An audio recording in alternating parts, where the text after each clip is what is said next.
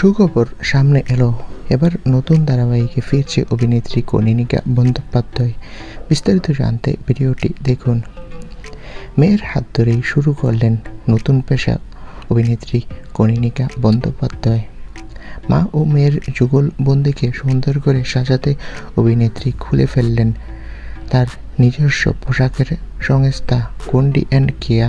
মেয়ের নামেই সংস্থার নাম রেখেছেন অভিনেত্রী। এক সাক্ষাৎকারে জানান, আমার কাপড়ের ব্যবসা করার চিন্তাভাবনা কখনোই ছিল না, তবে একজনের সঙ্গে যুক্ত হয়ে কাজ করতে শুরু করি। পরে সেই মহিলা আমাকে ভুল বুঝতে শুরু করেন নানা কারণে, তাই আমি নিজেই সরে আসি। মাত্র 1 মাসের মধ্যেই সব রকম চিন্তাভাবনা করে নতুন ব্যবসা শুরু করলাম। তবে খুব বেশি আয়ের কথা মাথায় রেখে এই যাত্রা শুরু করিনি।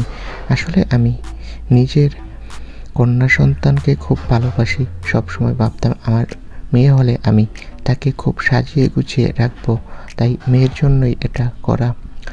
এবার নাকি জি বাংলার নতুন ধারাবাহিক পরিণীতায় গুরুত্বপূর্ণ চরিত্রে ফিরছে কনীনিকা বন্দ্যোপাধ্যায়।